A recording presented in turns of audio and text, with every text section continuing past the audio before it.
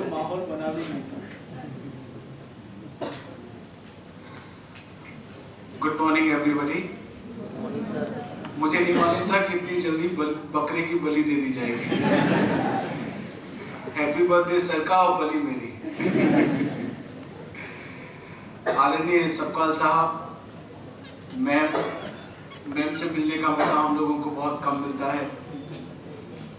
सुंदर सर, स्वामी जी, श्री कंठानंद जी, डॉक्टर पवार, मेरे तीनों कुलीग, डिस्टिंग्विश्ड हेड्स, डॉक्टर रायते सर, डॉक्टर मालकबोल सर, डॉक्टर सौदागर सर, मेरे सभी मित्र, सहकर्मचारी,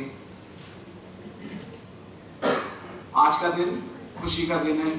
मेरे लिए, अपने लिए बहुत सम्मान का दिन है, क्योंकि मुझे ऑर्किड में भी जबरदस्ती लोगों को सुनना पड़ता है और यहाँ भी सबको सुनना पड़ता है। तो मैं बहुत आशा से देखता हूँ कि कब 20 जुलाई आएगा और कब आप लोग मुझे झेलेंगे। सबका नॉलेज की जो यात्रा है वो बहुत छोटी लेकिन बहुत महत्वपूर्ण यात्रा है, और अगर हमको इस यात्रा का हिस्सा बनना है हम सभी लोगों को, तो इस यात्रा में क्या हुआ, कैसे हुआ, उनके लिए किन गुणों की, किन विशेषताओं की जरूरत थी, वो जब तक हम सब लोग नहीं समझेंगे तब तक हम ईमानदारी से, सच्चे दिल से इस यात्रा के सहभागी नहीं हो सकते। और जब तक हम सहभागी नहीं हो सकते तो happy birthday to you Sapkal sir सिर्फ एक फॉर्मेलिटी है। हम सभी लोगों को एक परिवार की भांति, एक परिवार के रूप में ये निश्चित करना होगा कि हम ये फॉर्मेलिटी के लिए 20 जुलाई का सेलिब्रेट करेंगे या सच्चे दिल से उनको बर्थडे विश करेंगे। क्योंकि अगर सच्चे दिल से बर्थडे विश करना है तो ये बर्थडे एक्चुअली हम सब लोगों को एक दूसरे को विश करना चाहिए, क्योंकि ये तुम्हारा भी बर्थडे है और ये मेरा भी बर्थडे है। हम सभी लोग इस संस्था से और संस्थापक से जुड़े हुए हैं और उसके पीछे एक कारण है। तो वो जुड़ाव क्यों है और कैसा होना चाहिए, ये हमको बहुत जरूरी समझ लेना है। अगर हम वो नहीं समझेंगे तो फिर हमारा सारा काम अधूरा है और बहुत साल तक हम इस बर्थडे को इतनी खुशी के साथ नहीं मना पाएंगे। तो वर्षों वर्ष संस्थापक दिवस यूं ही मनता रहे, उसके लिए हमको कुछ विशेष बातों का ध्यान रखना पड़ेगा। कोई भी संस्था संस्थापक का प्रतिरूप होती है, मतलब संस्थापक में जो गुण अवगुण होते हैं या संस्थापक में जो विशेषताएं होती हैं, उन गुणों का और उन विशेषताओं का या उन कमियों का मिरर इमेज, उसका प्रतिरूप संस्था के ऊपर पड़ता है। तो अगर हम सर को बर्थडे विश करना चाहते हैं तो एक सामान्य आदमी ऐसी असामान्य घटना, एक ऐसी विशिष्ट घटना कैसे कर बैठा, जो मात्र कुछ रुपए लेके अपने घर से कुछ साल पहले चला था। हम सब भी चले थे और हम सब लोगों को अगर हम कंपैरिजन में देखें तो हमारी बैकग्राउंड, हमारे पास जो आधार था वो सपकाल साहब के आधार से कहीं ज़्यादा सुदृढ़ था। और अगर हम उस आधार का सदुपयोग करते या हमें वो विशेष गुण होते जो सपकाल साहब में है, तो हो सकता है कि हमारी यात्रा भी सपकाल साहब की यात्रा जैसी अद्वितीय हो जाती, लेकिन नहीं हुई। व्यक्तिगत रूप पर नहीं हुई, लेकिन संस्थागत रूप में हमको दोबारा से एक अपॉर्चुनिटी मिली है कि हम एक उस यात्रा के जो एक सामान्य आदमी ने शुरू की थी और असामान्य रूप उसने ले लिया, उसके हम सहभागी हैं। वो कुछ ऐसे गुण हैं जो एक आदमी को, एक रवि को, mister Ravindra Sapkal, chairman and managing director, honourable Shri Ravindra Sapkal, chairman and managing director बनाते हैं। अगर हम सब लोग उनमें से एक एक गुण को भी इमिटेट कर लें, उनकी एक एक लक्षणा को भी अगर हम अपने व्यक्तित्व में लाएं, तो हम रवि सपकाल बने या न बने, क्योंकि इसमें बहुत सारे फैक्टर्स हैं। लेकिन ये जरूर है कि उनकी इस यात्रा में हम एक बहुत पॉजिटिव कंट्रीब्यूशन दे पाएंगे, हम एक अपना सुंदर सा योगदान दे पाएंगे। और फिर मायने होगा केक काटने का, केक खाने का और सर को ईमानदारी से विश करने का। तो वो क्या गुण है, वो क्या चीज है जिसकी वजह से सबका नॉलेज हम 8 साल में यहां तक पहुंच पाया? एक ऐसा आदमी जिसके पास दूरदृष्टि थी, विजन था, जो जैसे सुंदर सर ने मुझे एक शब्द यूज किया था, जो एक साथ कंप्लीट देख लेता है। मैं समझा नहीं पा रहा हूं इस बात को कि हम हर व्यक्ति किसी चीज को देखता है तो अलग अलग दृष्टिकोण से देखते हैं, लेकिन जो इंटेलिजेंट आदमी होता है, जो महान पुरुष होता है, वो उसको उसकी कंप्लीटनेस में देखता है, उसको वो पूरा का पूरा देखता है। तो सबकाल साहब का एक बहुत बड़ा गुण है कि वो किसी भी चीज को उसकी कंप्लीटनेस में देखते हैं, उसके पूरेपन में देखते हैं। इसका मतलब ये भी है कि वो बहुत इंटेलिजेंट है।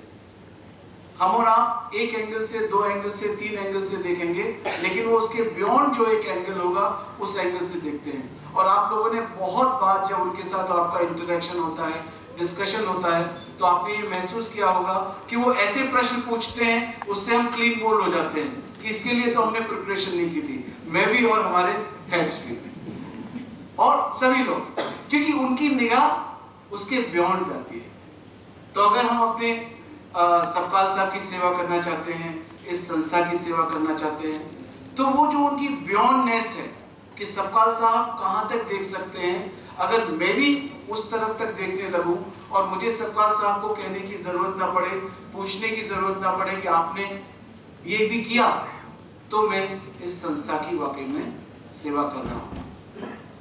दूसरा है हार्ड वर्क, मेहनत, जी तोड़ मेहनत, शरीर तोड़ मेहनत। मैं बीच में 1-1.5 साल नहीं था, उस बीच सबकाल साहब का ऑपरेशन हुआ।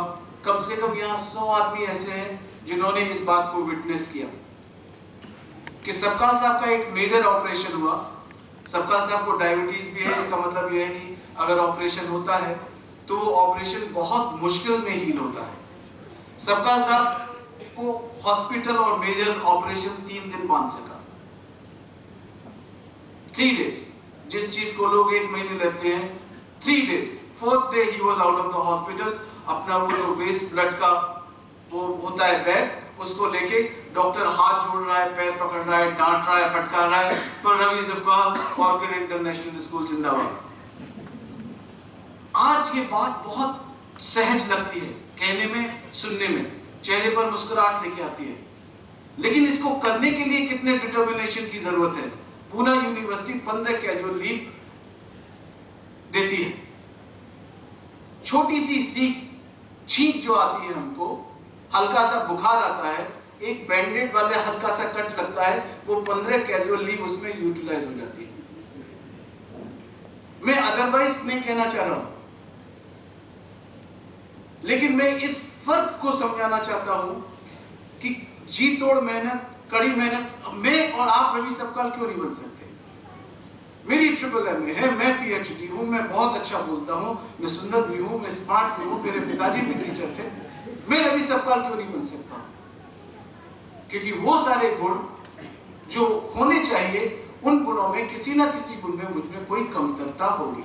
It's a complete package. Success is a complete package. तो उस सक्सेस का हिस्सा बनने के लिए भी हम सभी लोगों को कंप्लीट पैकेज बनने की जरूरत है। तो मेरी तरफ से अगर विश है कि मैं सबकाल साहब के साथ काम करना चाहता हूं, मैं ईमानदारी से उनको विश करना चाहता हूं, तो मैं जी तोड़ मेहनत करूं या ना करूं, लेकिन अपनी एफर्ट्स में मैं ईमानदार बनने की जरूर कोशिश करूंगा कि मैं जो भी काम करता हूं, जैसा भी काम करता हूं, उसमें मैं ईमानदार रहूं, मेहनत करूं, जितना लेता हूं उससे ज्यादा देने की कोशिश करूं। क्यों? क्योंकि संस्थापक सिर्फ संस्था बना सकता है। संस्थापक अपने गुण और अवगुण उसमें डाल सकता है, लेकिन संस्था को पूरी तरीके से सफल नहीं बना सकता। हम और आप उस संस्थापक के हाथ हैं। तो उस संस्थापक में जितनी एनर्जी है उस एनर्जी के हिसाब से जब तक उसके हाथ नहीं चलेंगे तब तक संस्था आगे नहीं बढ़ेगी। तो संस्थापक दिवस बनाना है तो हमको अपने संस्थापक की एनर्जी को समझना पड़ेगा, और अगर हम उसके हाथ हैं और अगर हम हाथ बन रहे हैं तो जब तक हम उसके हाथ हैं, जब तक हम बने रहना चाहते हैं, तब तक हमको उसकी एनर्जी के हिसाब से चलना पड़ेगा। क्योंकि एक बार अगर हम संस्थापक के और संस्था के हिस्से बन गए तो उसका उत्थान और पतन, उसका ऊपर उठना और नीचे जाना दोनों कलेक्टिव है। फिर सबका साहब का भाग्य, उनका सौभाग्य, मेरा सौभाग्य और आपका सौभाग्य, हमारा भाग्य, हमारा फ्यूचर अलग अलग नहीं है। इट्स ऑल टुगेदर, हम सब लोग एक साथ हैं। तो उस एनर्जी को, जो लेवल ऑफ एनर्जी है, जो जी तोड़ मेहनत करने की जो उनमें एक बात है, खास बात, उस बात को हमको समझना पड़ेगा और वैसे ही हमको काम करना पड़ेगा। अगर हम काम करेंगे तो ये जो संस्थापक दिवस है हमारे तुम्हारे जाने के बाद भी इतने ही उल्लास और इतने ही जोश के साथ मनता रहेगा, और वही उसमें सक्सेस है। मेरे और आपके रहते हुए ये बनता रहेगा, वो सक्सेस नहीं है, क्योंकि मैं पर्सनली लॉयल हूं, मैं बनाता रहूंगा। राइट सर पर्सनली लॉयल हैं, डॉक्टर बालकपुर पर्सनली लॉयल हैं। जब तक हम पर्सनली लॉयल हैं हम बनाते रहेंगे, लेकिन वो लॉयलिटी, वो जो लॉयलिटी है वो इस खून में आ जानी चाहिए, वो सिस्टम में आ जानी चाहिए। उसके लिए सिस्टम के पीछे जो एनर्जी काम कर रही है उसको समझना बहुत जरूरी है। तो जी तोड़ मेहनत हो गई, एक चीज को कंप्लीटनेस में देखने की बात हो गई। दूसरा दृढ़ता, मजबूती, पक्का इरादा। पक्का इरादा, जो ठान लिया वो ठान लिया। आज अपने आर्किटेक्ट नहीं आए ना? नहीं आए ना? अच्छा ठीक है। और बिल्डर्स भी नहीं आए। ऑर्किड बन गया, ऑर्किड में जो भी हुआ जैसा भी हुआ, लेकिन जब कॉलेजेस की नींव पड़नी थी तो जो कॉन्ट्रैक्टर थे, यहाँ के सीनियर मोस्ट और जो आर्किटेक्ट थे, उन्होंने कहा कि सर हम नतमस्तक हैं, लेकिन हम यहाँ कोई भी बिल्डिंग नहीं बना सकते। It's a factual thing. उन्होंने साफ मना कर दिया था कि इस टेरेन में बिल्डिंग नहीं हो सकती, और अगर ये होगी तो 5-6 गुना इसकी कीमत जाएगी। रवि सर ने क्या कहा? हाँ मैं हूं ना, शुरू करो, देखेंगे आगे। And this is how it has started. लेकिन अगर उनमें ये डिटर्मिनेशन नहीं होती और उन्होंने कॉन्ट्रैक्टर और आर्किटेक्ट की अच्छी सलाह को मान लिया होता तो आज हम सब लोग यहाँ नहीं बैठे। एक छोटा सा ऑर्किड में फंक्शन होता और वो फंक्शन खत्म हो जाता। तो आगे बढ़ने के लिए, प्रोग्रेस करने के लिए जिस दृढ़ता की जरूरत है, चांस लेने की जो जरूरत है, वो सबका सामने है। उसको मैं अगर सिर्फ अपने काम में ट्रांसलेट कर लूं, इतना टोटलिटी में नहीं, टोटलिटी में देखने के लिए सब जो जिसका जैसा रोल है वो तैयार बैठा हुआ है, लेकिन सिर्फ मैं अपने काम में, हाँ बुरा लगता है ये बोलना, थोड़ा सा बुरा लगता है जब मैं ट्यून नहीं होता हूं। ये भी एफएम रेडियो की तरह हूं मैं, जब तक मेरे साथ ट्यून नहीं होंगे तब तक दूसरी आवाजें आती रहेंगी। और मैं ट्यूनिंग की बात कर रहा हूं कि जिस वेवलेंथ पर सबका सबका एफएम बजता है, उस ट्यून पर जब तक आप ट्यून नहीं होंगे तब तक एक दूसरे की कान में खुसखुसाहट ही होती रहेगी। और फिर तुम 20 तारीख को मिलो या ना मिलो, इस बात का कोई भी फर्क नहीं। तो मैं कह रहा था दृढ़ता, और जिस जिसका जो रोल है, मैं ड्राइवर हूं, मैं क्लीनिंग करता हूं, मैं सीए हूं, मैं प्रिंसिपल हूं, मैं टीचर हूं, मैं टेक्निकल असिस्टेंट हूं, मैं क्लर्क हूं, मैं ओएस हूं, मेरे जिस रोल में उस काम को पूरा करने की कितनी भी परेशानियां क्यों ना हो। कल मेरे पास मैम आई थी, सृष्टि मैम कह रही थी सब 240 जब बच्चे थे तब मेरे पास 10 स्टाफ था, आज 540 इंटू 4 है, आज मेरे पास 8 स्टाफ है। She has a point। लेकिन उन्होंने मुझसे ये नहीं कहा कि मुझे और स्टाफ चाहिए। ये कल का एग्जाम्पल है मैं दे रहा हूं। इस तरीके की दृढ़ता अगर हम सभी लोगों में हो कि कोई भी परेशानी क्यों ना हो, पहली प्रायोरिटी यह है कि मुझे हर हाल में अपना काम पूरा करना है। जो भी मेरे पास सुविधा है, जो भी मेरे पास रिसोर्सेज है, जो भी मेरे पास सहूलियतें हैं, उन सहूलियतों के साथ ही मैं काम करूं। वो दृढ़ता, जब तक अपने रोल में दृढ़ता नहीं होगी तब तक ये सब बोगस है। हैप्पी बर्थडे कहना सिर्फ चमचागिरी है, सिर्फ एक आदमी को धोखे में रखना है, क्योंकि संस्थापक अब संस्थापक न रह के वो अपने आप में एक संस्था हो गई है और उस संस्था से हम एक दूसरे के साथ जुड़े हुए हैं। एक क्या और गुण है उनमें दृढ़ता के साथ, उसके बाद मैं खत्म करूंगा। सौहार्दता, सौहार्द, मौसी कहते हैं ना, वो प्यार से, मैंने आज तक किसी को गुस्सा होते हुए नहीं देखा। वो उतने ही प्यार से मुस्कुरा के सर को उत्तर देती है जितनी प्यार से वो उससे बोलते हैं।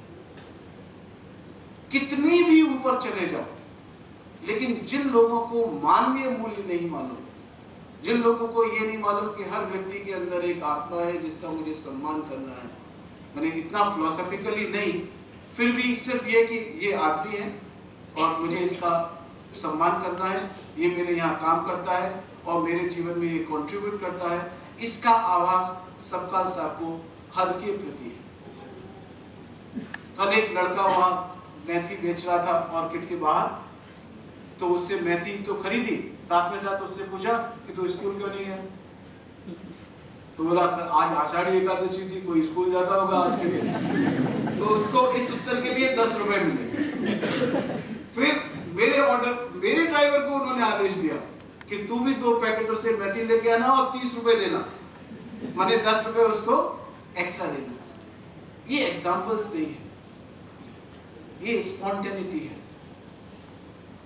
ये उदारता है, ये सौहार्दपन है, और ये नकली आदमी बना नहीं सकता। यहाँ स्टेज पे बोल के मुझ जैसा डिफाइंड आदमी तो आपको बेवकूफ बना सकता है, लेकिन सबका साथ जैसा जो कर्मठ व्यक्ति है उसके वो व्यक्तित्व का हिस्सा है। ये सौहार्दता बहुत जरूरी है। इस सौहार्दता का मैंने बात क्यों की, ये बहुत जरूरी है, और आज मुझे इस बात को कहने के लिए आप सभी लोग क्षमा करना, अगर न भी करें तो भी मुझे कोई फर्क नहीं पड़ता। अहंकार इस संस्था को ले दूंगी।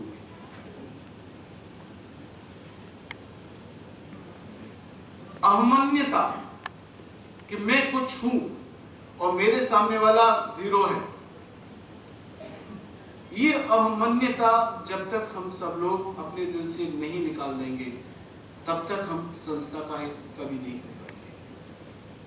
और ये बात अगर तुम अपने संस्थापक से नहीं सीख सके तो फिर हैप्पी बर्थडे कहना बेकार है। क्यों, क्या कारण है जिसकी वजह से हम एक दूसरे की अच्छाई नहीं देख सकते और एक दूसरे का हम सम्मान नहीं कर सकते, एक दूसरे की लाइफ में पॉजिटिवली कंट्रीब्यूट नहीं कर सकते? इसमें तो कुछ नहीं जा रहा ना, इसमें कोई मेहनत नहीं लग रही, कोई कंट्रीब्यूशन नहीं लग रहा, सिर्फ माइंडसेट चेंज करना है।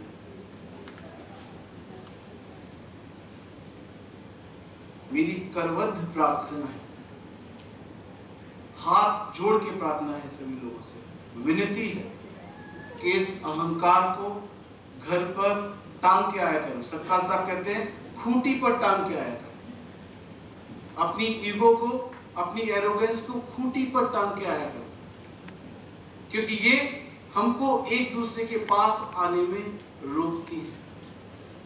हम कभी भी बड़े नहीं होंगे, इंफ्रास्ट्रक्चर बढ़ता जाएगा। आज 6 लाख स्क्वायर फीट है, कल 16 लाख स्क्वायर फीट हो जाएगा जब मेडिकल कॉलेज बनेगा तब। लेकिन हम छोटे हो जाएंगे, संस्था छोटी हो जाएगी अगर हम लोगों ने अपनी इस एरोगेंस को नहीं छोड़ा। मैंने तो सुना था कि जितना पानी बढ़ता जाता है उतना ही आदमी नम्र होता जाता है। जिस पेड़ पर जितने फल लगते हैं वो पेड़ उतना ही नम्र हो जाता है। हम सब लोग ज्ञान के मंदिर में काम करते हैं। इस ज्ञान के मंदिर में अहंकार शोभा नहीं देता, अहंकार उचित नहीं है। जिस तरीके से मंदिर में हम लोग जूते लेके नहीं जाते, ऐसे ही ज्ञान के मंदिर में हम अहंकार लेकर नहीं चलते।